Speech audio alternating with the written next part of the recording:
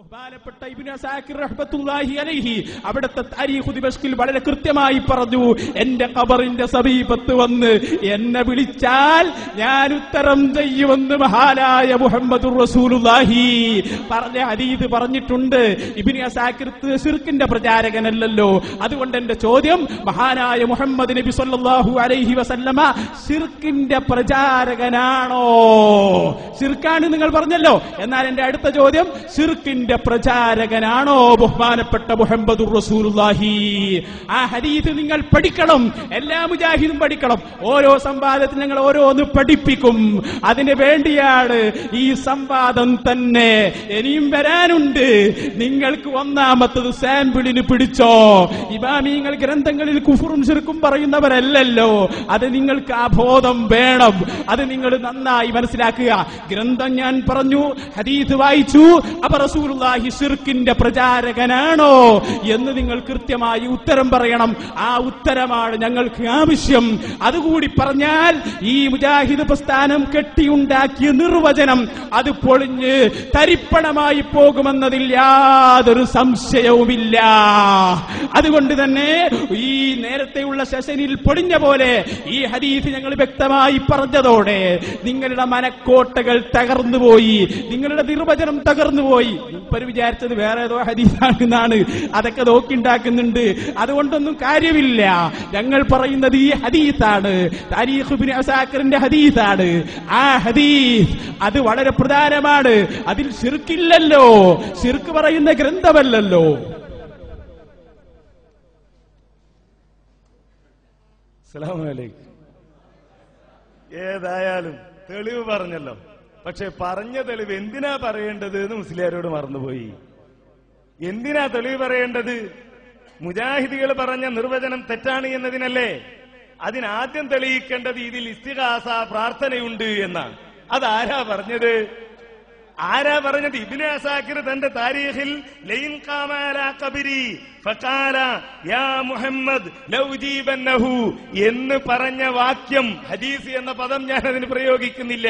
ഈ വാക്യം പറഞ്ഞുകൊണ്ട് ഇത് മരണപ്പെട്ടു പോയ നബി, വഫാത്തായ നബി സല്ലല്ലാഹു അലൈഹി വസല്ലമയോട് ഇസ്തിഗാസ നടത്താനുള്ള തെളിവാണെന്ന് ആര് പറഞ്ഞു എന്ന് പറയേണ്ടതല്ലേ?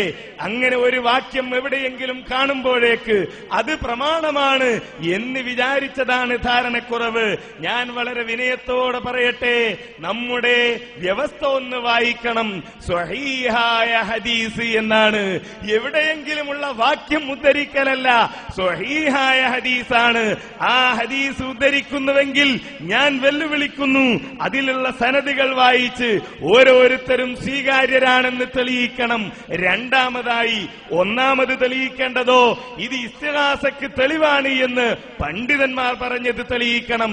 അത് രണ്ടും തെളിയിക്കാത്തത് കൊണ്ട് തന്നെ ഇത് ഈ വാദത്തിന് തെളിവല്ല. അതുകൊണ്ട് തന്നെ ചോദ്യത്തിന് മറുപടി, നബി സല്ലല്ലാഹു അലൈഹി വസല്ലമ ശിർക്ക് പ്രചരിപ്പിക്കുന്ന ആളല്ല. ഞങ്ങളുടെ നേതാവ് അസ്റഫുൽ ഖൽഖ് സല്ലല്ലാഹു അലൈഹി വസല്ലം ശിർക്ക് പ്രചരിപ്പിക്കുന്ന ആളല്ല, തൗഹീദ് പഠിപ്പിക്കാൻ വേണ്ടി വന്ന ആളാണ്.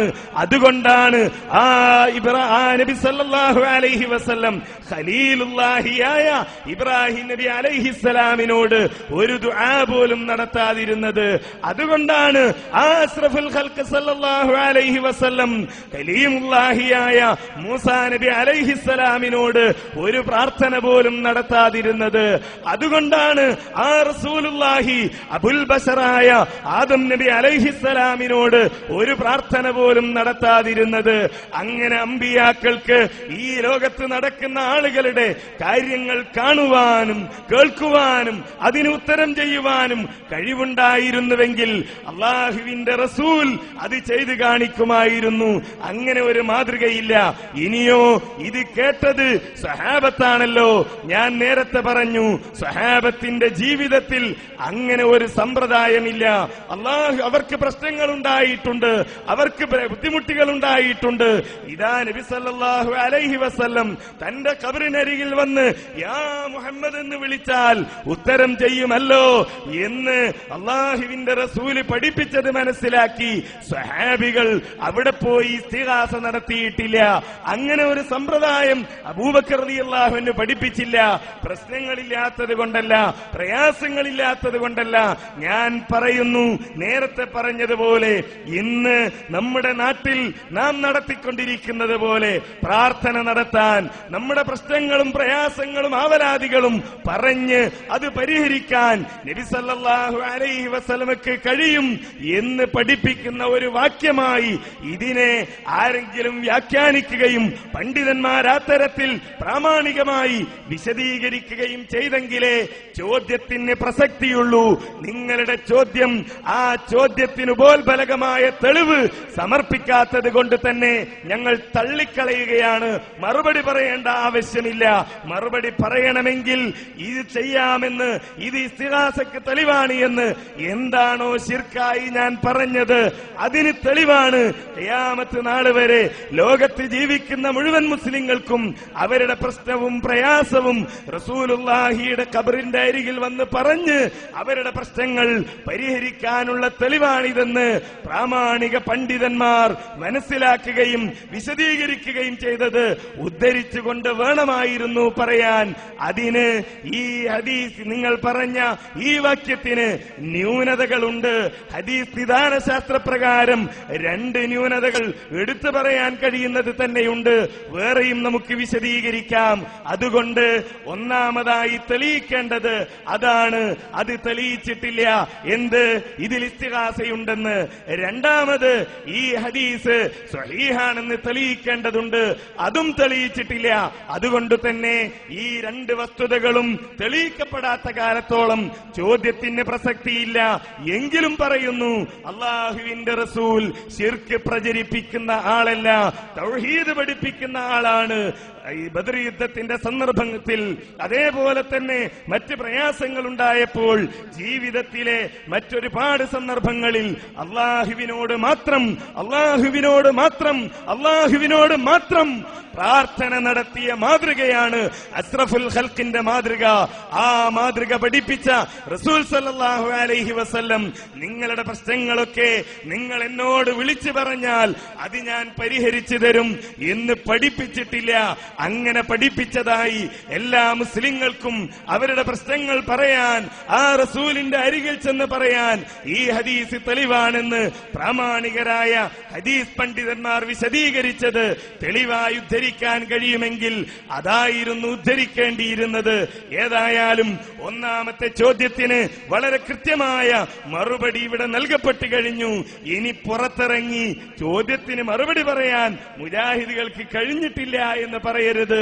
അതാണല്ലോ സാധാരണയായി പ്രചരിപ്പിക്കാറുള്ളത്. രണ്ടാമത്തെ ചോദ്യത്തിനും മറുപടി നൽകി കഴിഞ്ഞിരിക്കുന്നു. ഇനിയും നിങ്ങൾക്ക് ചോദിക്കാം. പക്ഷേ ഞങ്ങൾ ചോദിച്ച ഒരു ചോദ്യമുണ്ടല്ലോ, ആ ചോദ്യത്തിന് നിങ്ങൾക്കൊരുപാട് അവസരങ്ങൾ ഉണ്ടായിട്ട് വിഷയവുമായി ബന്ധപ്പെട്ടതാണെന്ന് വിഷയാവതാരകനും പിന്നീട് ഉത്തരം പറഞ്ഞയാളും സമ്മതിച്ചിട്ട് പോലും മറുപടി പറയാൻ നിങ്ങൾക്ക് കഴിഞ്ഞിട്ടില്ല. ഹിമാലയൻ നുണയാണ് മൗലവി പൊട്ടിച്ചിരിക്കുന്നത്. ഏറ്റവും വലിയ നുണ. അതിവിടെ തെളിയിച്ചിട്ടാണ് ബാക്കി കാര്യം. നിങ്ങളെ കഴുത്തിൽ കൊടുക്കാൻ തന്നെയാണ് ഞാനത് വായിച്ചത്. 2 ന്യൂനതകൾ ഹദീസിനുണ്ടല്ലേ? ആൺകുട്ടികളുണ്ടോ നിങ്ങളുടെ കൂട്ടത്തിൽ? ആ ഹദീസിനൊരു ന്യൂനത തെളിയിക്കാൻ, അതാണ് ഞങ്ങൾക്ക് പറയാനുള്ളത്. ആരാണ് നിങ്ങൾക്കത് ന്യൂനതയുണ്ട് എന്ന് പഠിപ്പിച്ചതെന്ന് തെളിയിക്ക്. എന്റെ 3ാമത്തെ ചോദ്യം അതാണ്. ഈ ഹദീസിൽ 2 ന്യൂനതകളുണ്ടെന്ന് ഹനീഫ മൗലവി, എന്താണ് ഈ ഹദീസിന്റെ ന്യൂനത? താരീഖ് ഇബ്നു അസാകിർ അവിടുത്തെ കിതാബിൽ ഉദ്ധരിച്ച ഈ